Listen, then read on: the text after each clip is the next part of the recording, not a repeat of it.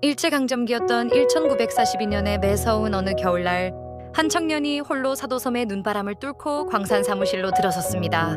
그의 이름은 박서리로 당시 미쓰비시 광업이 고용한 조선인 전담 통역사였습니다. 책상 위에 놓인 두꺼운 가죽 장부를 펼친 그는 첫 장부터 도저히 이해할 수 없는 기묘한 숫자들을 발견하게 됩니다. 장부의 가장 첫 줄에 적힌 조선인 광부들의 평균 월급은 명백히 48엔이었습니다. 당시 시세로 보면 꽤나 두둑한 금액이었고, 고향에 남겨둔 가족들의 생계를 책임지고도 남을 만큼 그럴싸한 액수였습니다. 더구나 장부 옆방에는 그들이 쉬는 날 시장에 나가 생필품을 사고 고향으로 송금까지 보냈다는 영수증이 버젓이 첨부되어 있었습니다. 이 장부의 숫자들만 흘려본다면 조선인들은 아무런 강요 없이 자발적으로 큰돈을 벌기 위해 바다를 건너온 평범한 임금 노동자처럼 보입니다. 실제로 오늘날 사도광산 입구에 서서 안내판을 읽는 전 세계의 수많은 관광객들이 마주하는 공식 역사도 정확히 이 지점에 멈춰서 있습니다. 하지만 통역사 박서리는 매일 밤 광부들의 기숙사를 직접 돌며 장부 너머의 진짜 실태를 자신의 비망록에 기록하기 시작했습니다. 그가 남긴 일기장 속에는 낮 동안 사무실에서 보았던 찬란한 월급 명세서에 충격적인 비밀이 담겨 있었습니다. 그가 가장 먼저 추적한 것은 왜 그토록 많은 돈을 받으면서도 조선인 광부들의 몰골이 날이 갈수록 처참하게 말라가는가 하는 의문이었습니다. 박서리는 월급날 지급되는 실제 돈봉투의 이동 경로를 샅샅이 추적해 장부에 가려진 공제 항목들을 하나씩 밝혀냈습니다. 48엔의 월급 중에서 가장 먼저 저축금이라는 명목으로 15엔이 강제로 징수되어 본인도 찾을 수 없는 통장으로 사라졌습니다.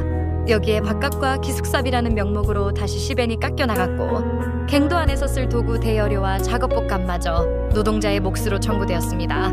그렇게 온갖 핑계로 덧대어지며 깎여나간 공제 금액을 다 제하고 나니 청년들의 손에 쥐어진 진짜 현금은 고작 6엔에 불과했습니다. 하루 12시간 넘게 지하 수백 미터 막장에서 목숨을 걸고 돌가루를 마신 대가가 고작 담배 한 갑 살 돈에 불과했던 것입니다. 그렇다면 그 적은 돈이라도 들고 섬 밖으로 도망치면 그만 아닐까 하는 의문이 들 수밖에 없습니다. 통역사 박서리는 이 의문을 풀기 위해 어느 날 밤 기숙사를 몰래 빠져나가 사도광산 외곽의 지형을 유심히 살펴보았습니다. 한밤중에 기숙사 창문을 열었을 때 그의 눈에 들어온 것은 칠흑 같은 어둠 속에 서 있는 거대한 감시탑과 그 위에서 사방을 비추는 강렬한 서치라이트였습니다. 당시 미쓰비시 광업이 작성한 극비, 노무관리대장에 평면되는 기숙사 주위를 둥글게 둘러싼 삼중의 철조망과 감시, 초소의 위치가 붉은 점으로 표시되어 있었습니다. 밤마다 총을 든 경비병들이 기숙사 복도를 순찰하며 조선인들의 인원을 점검했고, 허가 없이 방 밖으로 나온 자들은 그 자리에서 무자비한 매질을 당했습니다. 섬이라는 지리적 감옥에 갇힌 채 삼중 철조망과 서치라이트 아래서 한 걸음도 움직일 수 없는 거대한 현대식 감금 수용소의 실체가 그렇게 박서리의 눈앞에 드러났습니다. 이 숨 막히는 감금 속에서 절망한 조선인 청년들이 목숨을 걸고 바다로 뛰어들어 탈출을 시도하기 시작했습니다. 어느 날 새벽 박서리는 바닷가에서 싸늘한 시신으로 발견된 한 조선인 청년의 유품을 수습하라는 지시를 받았습니다. 그 청년의 주머니 속에서 나온 것은 젖어서 찢어진 편지 한 장과 함께 미쓰비시 도장이 찍힌 얇은 임무 임시 배정서 한 장이 전부였습니다. 그 배정서 위에는 원치 않는 노역에 배치된다는 동의 서명이 본인의 필체가 아닌 타인의 날조된 도장으로 찍혀 있었습니다. 청년은 자신의 의사와는 무관하게 서류 몇 장으로 인생을 빼앗긴 채 사도섬으로 끌려왔고, 결국 바다를 건너지 못하고 생을 마감한 것입니다. 박서리는 매일 아침 죽어나가는 청년들의 명단을 작성하며 이 모든 참상을 기록해 두었습니다. 그가 남긴 마지막 기록 속에는 숨을 거두기 직전까지도 강제라는 단어를 울부짖으며 고향 땅을 그리워했던 동료들의 마지막 음성이 담겨 있었습니다. 이것은 당시 생존자들의 증언과 미쓰비시의 잔존 서류들을 바탕으로 재구성한 사도광산의 실제 비극입니다. 이처럼 명백한 증거와 기록이 존재함에도 불구하고 일본 정부는 왜 이 기록들을 필사적으로 가리려 하는 것일까요? 이제 무대를 1940년대의 사도섬에서 오늘날 유네스코 세계유산위원회의 엄숙한 회의장으로 옮겨보겠습니다. 2015년 군함도가 등재될 당시 일본은 국제사회 앞에서 분명히 조선인들의 의사에 반한 강제, 노역을 인정하고 이를 기록하겠다고 대대적으로 약속했습니다. 그러나 등재라는 목적을 달성하자마자 그들이 도쿄 한복판에 세운 정보센터에는 조선인 노동자들의 고통을 증명하는 자료는 단 하나도 전시되지 않았습니다. 오히려 조선인들은 아무런 차별을 받지 않았고 대우가 좋았다는 왜곡된 증언들로 전시실 전체를 도배해 놓았습니다. 유네스코 등재는 한 번 완료되면 유산 자체가 파괴되지 않는 한 결코 취소되지 않는다는 규칙의 틈새를 완벽하게 이용한 것입니다. 그리고 이 영악한 성공 공식을 그대로 들고 와, 이번 사도광산 등자의 신청서에도 고스란히 적용했습니다. 조선인 강제동원의 암흑기인 20세기를 통째로 잘라내고 오직 에도시대의 화려한 금채굴 역사만 기록하겠다고 신청서를 제출한 것입니다. 하지만 이 얄팍한 꼼수는 박서리가 남긴 것과 같은 실제 역사적 증거들과 피해자, 명부들 앞에 가차없이 무너져 내렸습니다. 상황이 불리해지자 일본은 다시 한번 고개를 숙이며 사도광산 근처에 조선인 노동자들을 기리는 전시실을 만들겠다는 타협안을 제시하여 마침내 등재 승인을 받아냈습니다. 그렇게 문을 연 사도광산 인근의 아이카와 향토박물관. 전시실은 그러나 또 한 번 전 세계를 기만하는 현장이 되고 말았습니다. 전시실 벽면 가득 채워진 설명글 중 그 어디에서도 강제노동이나 억지로 동원되었다는 단어는 눈을 씻고 찾아봐도 없었습니다. 오직 한반도 출신 노동자라는 극도로 무해하고 평범한 단어만을 사용하여 그들이 겪어야 했던 끔찍한 감금과 노역의 사실을 교묘하게 세탁해 놓은 것입니다. 이것은 국제사회와 한국을 상대로 벌인 노골적인 말장난이자 역사적 진실에 대한 명백한 모독이었습니다.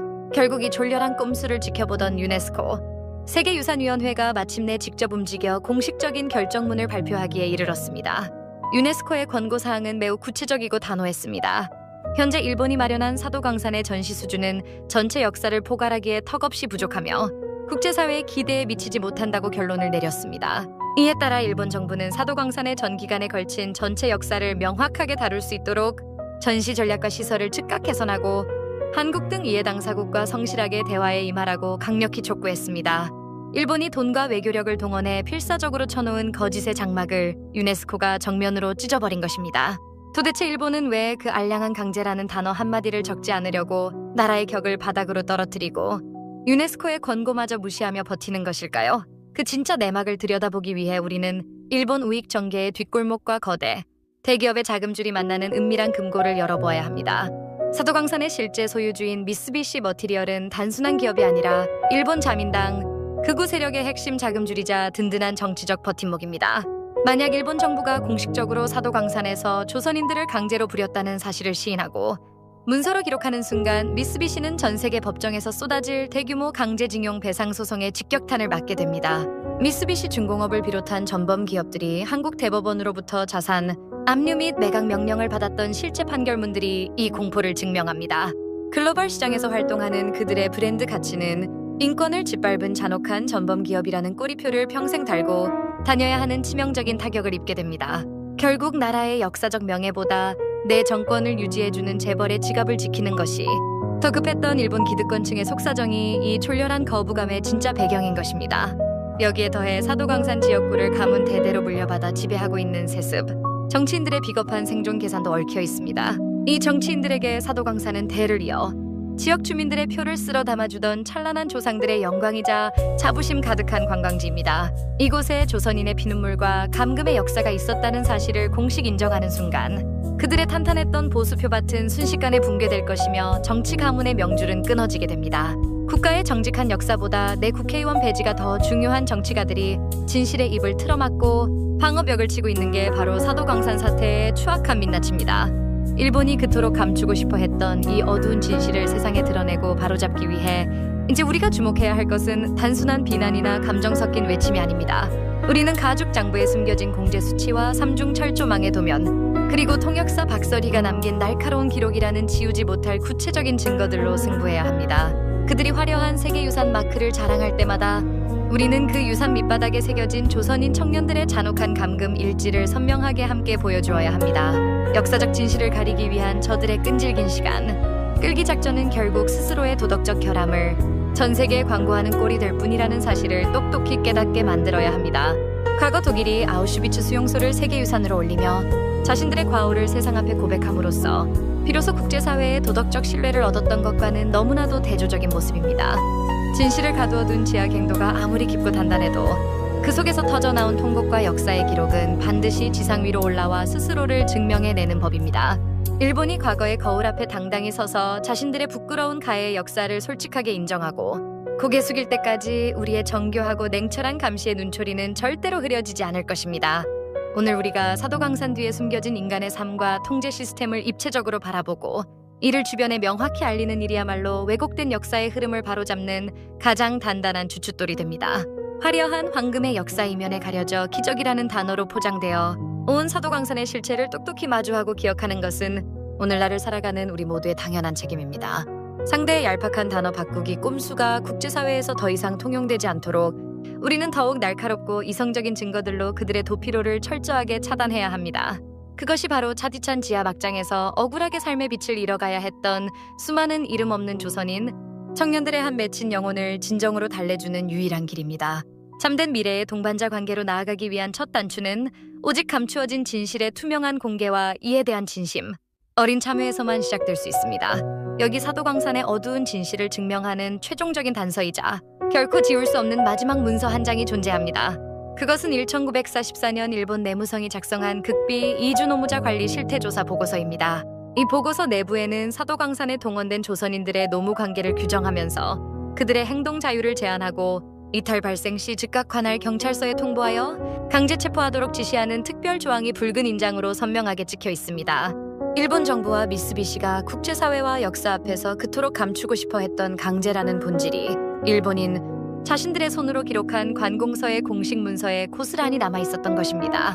80여 년 전 사도섬의 매서운 눈보라 속에서 조선인들의 신음과 가죽, 장부의 모순을 묵묵히 받아 적었던 청년, 통역사 박서리의 비망록은 바로 이 공식 보고서의 진실과 정확히 일치하고 있었습니다. 그가 남긴 마지막 일기장의 한 구절에는 지하, 수백 미터의 칠흑 같은 어둠 속에서도 고향의 어머니를 부르며 갱도를 파내려 가던 동료들의 이름이 하나하나 정성스럽게 적혀 있습니다. 일본이 수조원의 배상금을 피하기 위해 그리고 정치가들이 자신들의 배지를 지키기 위해 국제무대에서 수십 년간 온갖 외교적 로비와 단어, 장난을 벌이며 숨기려 했던 실체는 결국 이 낡은 장부 한 권과 공문서의 숫자 앞에 완전히 발가벗겨졌습니다. 역사는 화려하게 가공할 수 있는 관광상품이 아니며 지하 깊은 곳에 묻어둔 억울한 죽음은 반드시 스스로의 증거를 들고 지상 위로 올라와 세상을 향해 웅장하게 외치는 법입니다.